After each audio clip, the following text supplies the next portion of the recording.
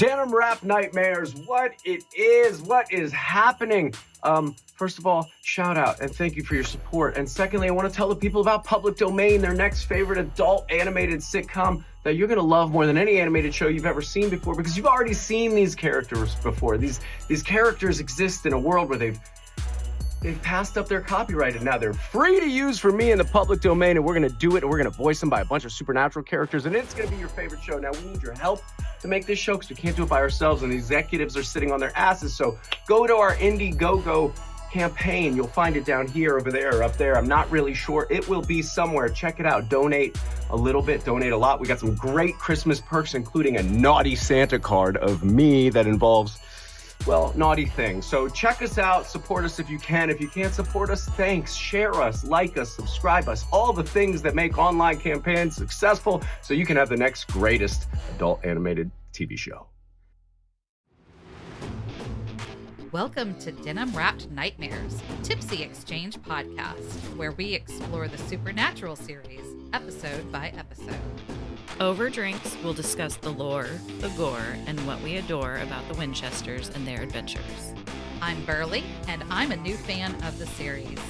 I'm LA, and I'm here along for the ride. Now let's get tipsy. Hello, LA. Hello, Berly.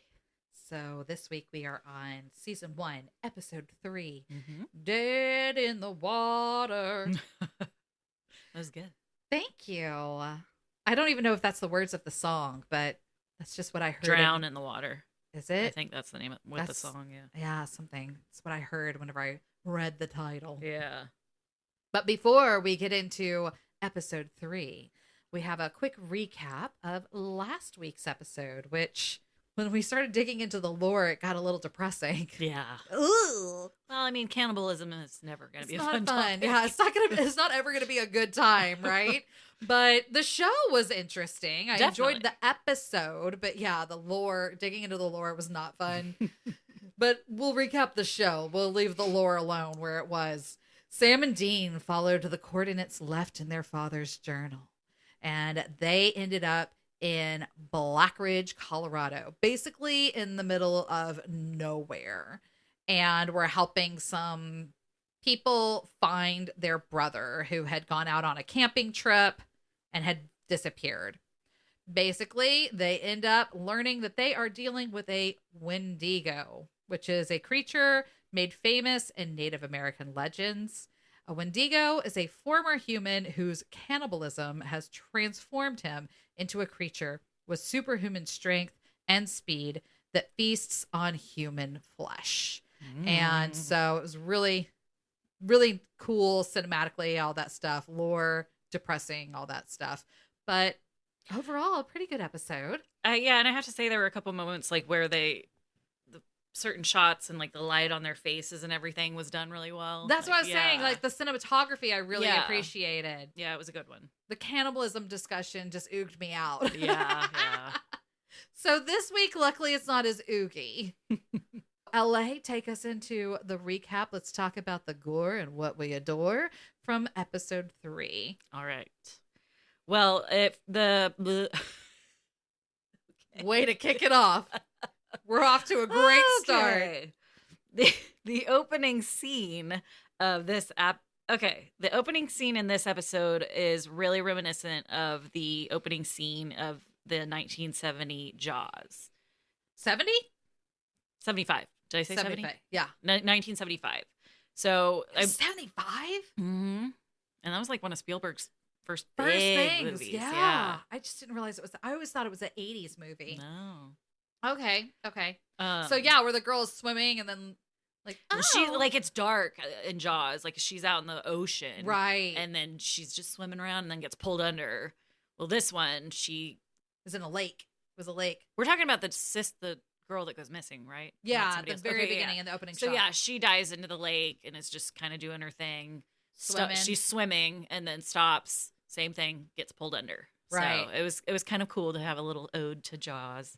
I'm sure they did that on purpose.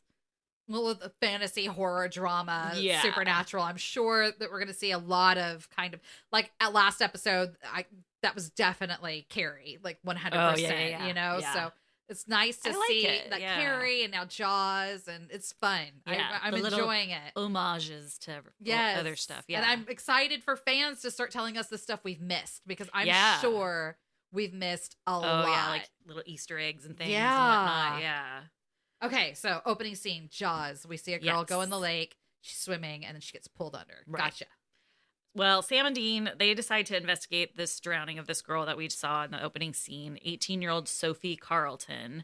And she's the third drowning victim in the last year whose body wasn't recovered from Lake Manitowoc. Now, they got this information, people, from a newspaper. Yeah, they did. I don't know if anybody remembers those. They don't have a Google search set for weird shit.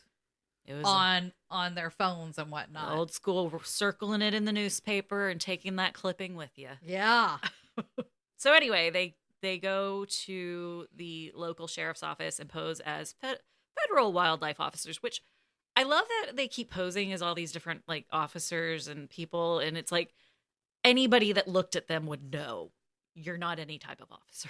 And nobody's the way they're questioned dressed. Yeah, I mean, not since the pilot. Yeah, and even then he questioned it, and they're like, "Oh, well, thank you," and just kept talking and just moved right past it. Yeah. And speaking of the newspapers, the other thing I noticed that I haven't mentioned yet is they're using maps. Yeah, to find all these places that they're going to. Not MapQuest. No GPS. No GPS. No printouts from MapQuest. Like they're literally looking at maps and going that way.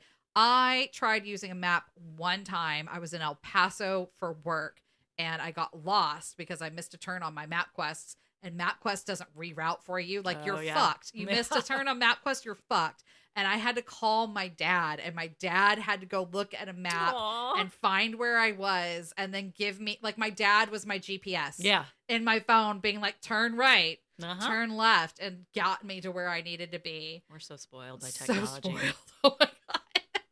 Yikes. So newspapers and maps, people. That's where we're at. Right. And BlackBerry phones. Yes. All right. So they're posing as federal wildlife officers at the local sheriff's office, his name is Jake Devins. Was it Devins or Devins? Can't remember. Anyway. I shrugged. They tell him that they have found, or he tells them that they found nothing in the lake despite like running sonar sweeps, and that the lake is soon going to be drained because they're going to have a local dam. Or no, the local dam is leaking. Yeah, they like opened the spillway or something. Yeah. It was like a kind of a complicated thing. Like something opened the spillway. There's not going to be a lake soon anyway. Yeah, so it's basically not going to be there much longer. Right. And while they're there, they also meet Jake's daughter, Andrea Barr, and her little son, Lucas. Lucas clearly has some issues. He doesn't speak. At all. Yeah.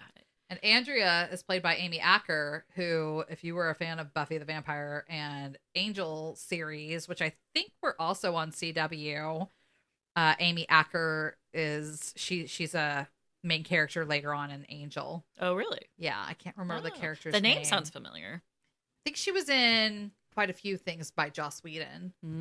I think she was like a regular actress that he used repeatedly, but I'm drawing blank on what else she was in.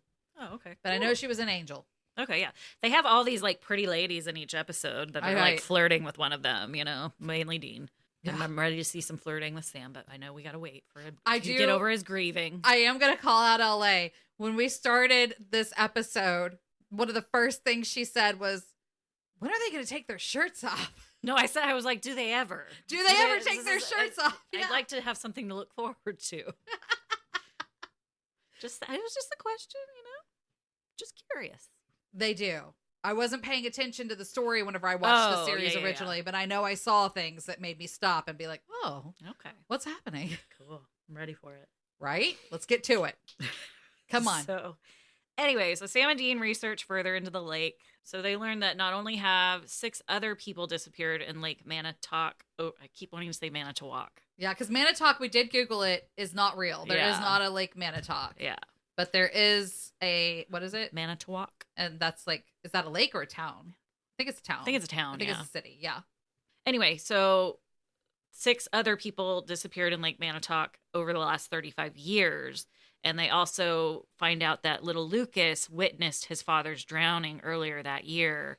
And he spent like what would they say, like 2 hours before he was rescued, just on like a little plank or something. Yeah, just like floating on a little raft or something, which would be traumatizing and explains that he's not speaking right now. Right. And doesn't Andrea like say he's got like PTSD right. It's not she doesn't say that, but that's basically what it is. Yeah, basically getting around to like he's gone through a lot is what I think she said. Trauma, yeah. I can't remember if it was Andrea or if it was her dad who's the sheriff. Oh, yeah, I think it was the dad. I think it was the dad who was like, he's been through a lot. Yeah, we've all been through a lot. Yeah. That's what he said. Yeah, very dramatic and telling. Yeah. Yeah. So they decide to go talk to Lucas and see if he'll, talk to them. Andrea and Lucas are at the park. Dean tells Lucas he knows what it's like to see something that most people wouldn't believe, and kind of sits down, tries to be buddies with him, and tells him he's good at drawing. I'm going to draw a picture with you. And proceeds to draw stick figures. Yeah, he tells him, this is my family. He's like, this is my mom, my dad, my brother. It's like stick figures and everything. And then he does admit, he's like, it's not that great, but leaves it for he's Lucas. like, so I'm a shitty artist. Yeah. What of it? What do you want to say? But he's just trying to get Lucas to kind of give him any kind of clue of what he saw when he was with his dad. Yeah. And Lucas just kind of ignores him, keeps drawing. And then, so they're over off to the side talking with Andrea, and Lucas walks up and hands Dean a picture. And it's a picture, good drawing for a little kid. It was really good. Of a house. There were sporadic, really good drawings that it was like, okay, somebody else did these drawings and they didn't do kid drawing well enough. Yeah. Like there were some of the drawings of the bicycle looked like a kid did it, but some of them I was like, a kid didn't do that one. A kid didn't do that house drawing. Like, a very talented kid. Really good. Yeah. Yeah. Okay, so that same night, Will Carlton, who is Sophie's father. Yeah, the dad of the daughter that we saw in the opening that they sequence. came to investigate about. Right. Yeah. Oh no, that's her brother. Or the brother. Yeah, sorry.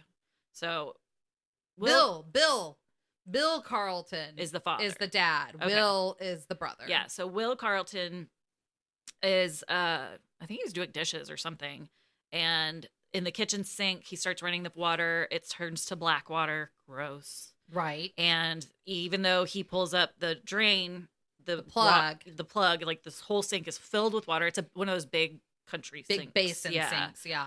And something pulls him under his head below the surface and drowns him. I mean, you don't see anything. It just looks like something invisible is pulling him in. Mm-hmm. And so then Sam informs Dean of Will's death, and they conclude that whatever's going on in the lake knows the lake is being drained and it's running out of time to get its revenge. Yeah. And they assume that Sophie and Will's father, Bill Clinton, is somehow involved since they're targeting them. You said Bill Clinton. Did I really? You did.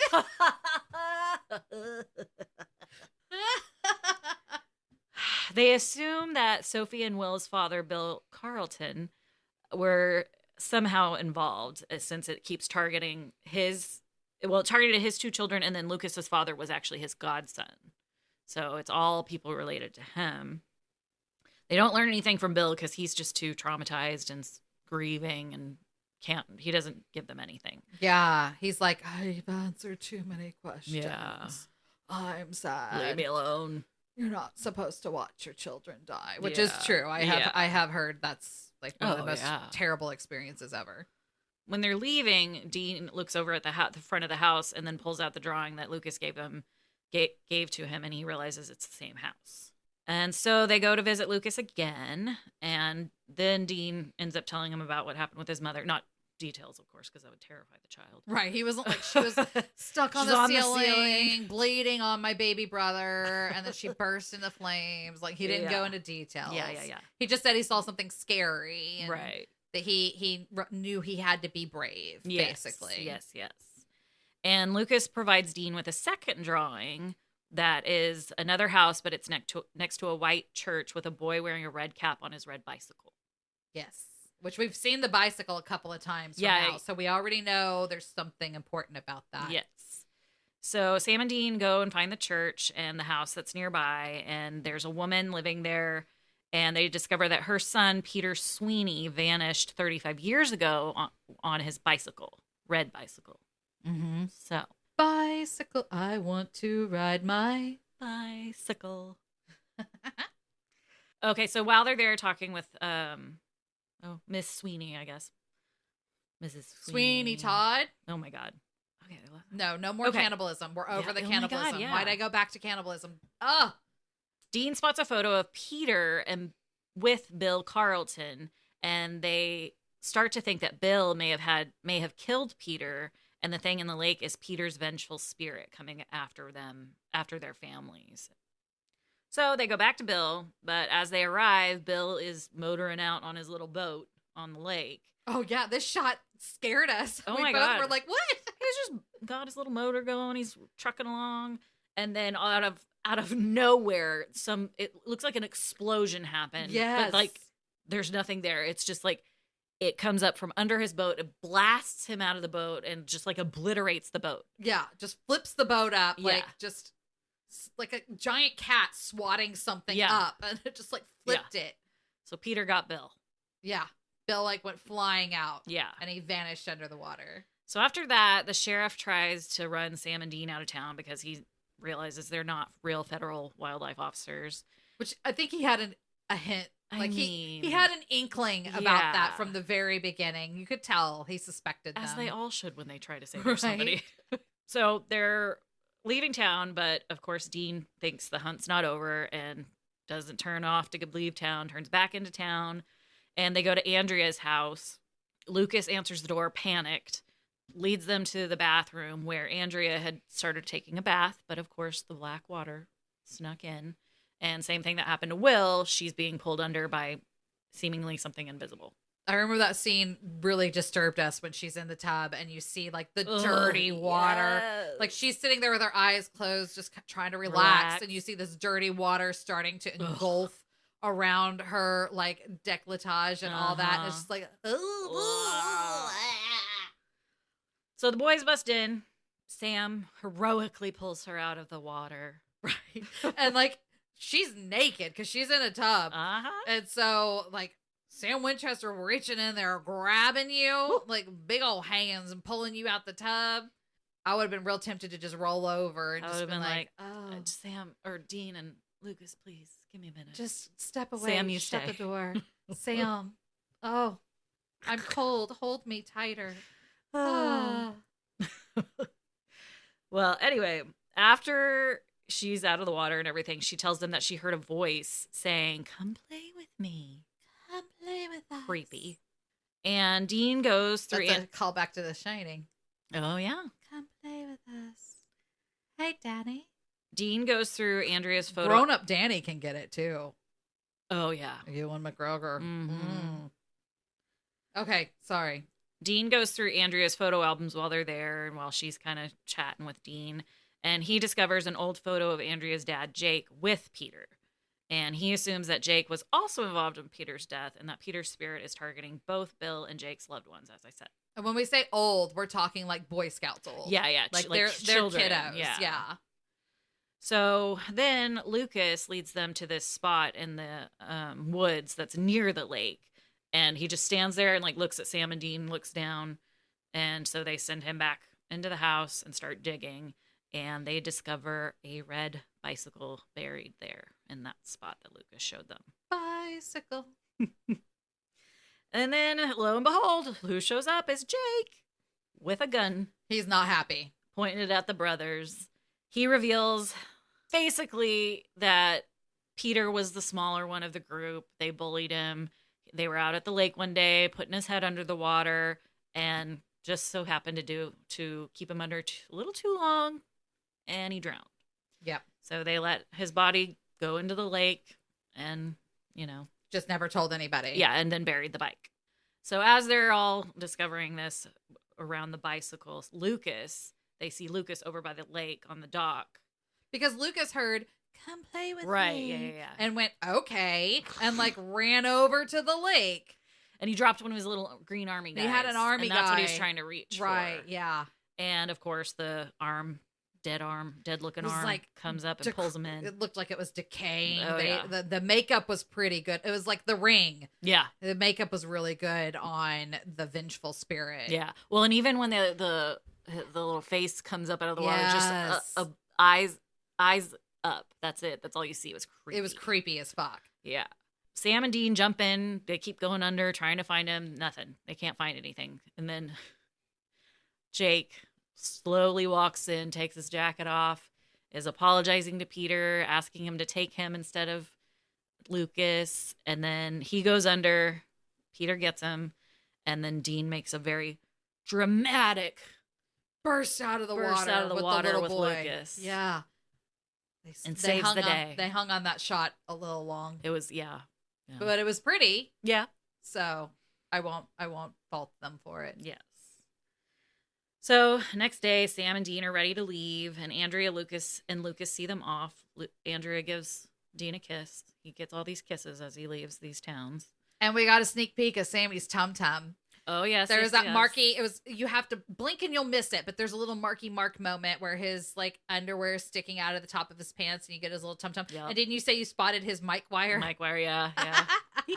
But thankfully at this point, Lucas is over his trauma. He's talking again. Yay. And Dean tells him the most important phrase that he needs to remember: Zeppelin rules. Of course. And that's it. That was the episode. Yet again, the Winchesters save the day. Of course. So I thought this was a fun episode. Yeah. I liked this one better than the Wendigo. Even though I enjoyed the Wendigo, it was just very different. Yeah. And they're very different from one to the next so far. I agree. Like tonally the same, but just different. So I'm enjoying that. Now, as far as the lore, as you already said, we've got a vengeful ghost. And technically, this is the second vengeful ghost that we've encountered because the woman in white was also a vengeful ghost. What is a vengeful ghost? So in mythology and folklore, a vengeful ghost or a vengeful spirit is said to be the spirit of a dead person who returns from the afterlife to seek revenge from a cruel, unnatural, or unjust death. In certain cultures where funeral and burial or cremation ceremonies are important, such vengeful spirits may also be considered as unhappy ghosts of individuals who have not been given a proper funeral. And this is all from Wikipedia. The concept of a vengeful ghost seeking retribution for harm that it endured as a living person goes back to ancient times and is part of many cultures. According to such legends and beliefs, they roam the world of the living as restless spirits seeking to have their grievances redressed and may not be satisfied until they have succeeded in punishing either their murderers or their tormentors. So a lot of the cultural references are all women. So of course, because we're vengeful psycho bitches who are going to come back from the dead to haunt you. Yeah, we're hysterical women. Hysterical. We're so crazy. Anyway, I did manage to find a story about a little boy, however. This is a story of Tanaka, the drowned ghost. And it's a ghostly haunting hailing from the village of Ola'a. Am I saying that right? On the big island of Hawaii? Ola'a? Yeah, I'm sure. Oh, sure you're saying that right. O-L-A''A. Aloha? I don't know. Aloha? I'm not sure. And I don't trust Google pronunciation stuff anymore. But anyway, in 1947, while neighborhood kids were playing on the shore of a pond, one of them fell in and disappeared beneath the waves. The boy, Tanaka. The pond or the ocean? This said pond. Okay. But it could be ocean. This isn't necessarily something that's factual. Oh, okay. This is just a story of a boy. Okay. You don't say, all right? Yeah, so our whole, is there any truth to the lore thing? I don't know, but this was a story I was able to find. So the boy, Tanaka, did not surface. When divers entered the water to rescue him, they found the dead boy sitting on a rock at the very bottom of the pond. His eyes and mouth were open, as if he calmly sat down on the rock and waited to die. Oh, wow. Years later at noon, another boy was walking about 50 yards behind his father along the pond's beaches. So it's saying pond, but beach makes me think ocean. Yeah. Oh, well. Take it up with obscureban-legend.fandom.com. Suddenly, the little boy with his dad, he fell in and screamed to his father that he was being pulled into the water. When divers entered the water, they found the boy sitting on the bottom of the pond, arms at his sides, eyes and mouth open, and swaying to and fro in the current. Fortunately, the other boy was brought to the surface in time to save his life. Oh, good.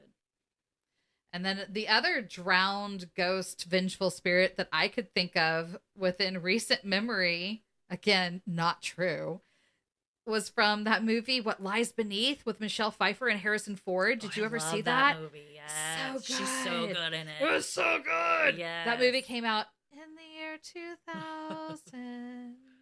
That's a good one. It's a good one. So if you haven't seen that movie, I don't want to spoil it for anybody who hasn't seen it before, but it's really good. Talk about cinematography. They did some crazy things with shots where Michelle Pfeiffer like morphs into the vengeful ghost and whatnot. And it's got some mystery to it. It's a really good story about and a vengeful, two great actors. Two amazing actors. About a vengeful ghost to a drowned ghost. So, did I just spoil it? No. Okay. No. But anyways, that's what I have for lore. I couldn't find anything, factual. Yeah. It was all legends. And of course, yeah. Honestly, I couldn't find a whole lot about vengeful ghosts who had died in water. There is another cultural ghost, I believe it's Japan, where they have a name for the ghost, and it's basically ghosts who die at sea. I think it has something to do with boats and whatnot, but this was the one that was like a kid, a little boy. Yeah. So this is the story I chose to go with. Okay. Well, it's creepy. It's still creepy, nonetheless. Like picturing the little boy just sitting down there with his eyes and mouth open, swaying to and fro and all that. No, thank you. So to close out this episode, the iconic quote that I chose was from Andrea. And this was after she walked them to the motel because apparently turn left and walk 2 blocks was too hard of directions for Dean. She said, "It must be hard with your sense of direction, never being able to find your way to a decent pickup line." Oh. Ayo! Cheers. Burn. Thank you for listening to Denim-wrapped Nightmares. Follow us on Twitter or Instagram, leave a review, and let us know how we can get involved in the fandom. This was fun, jerk. It always is, bitch.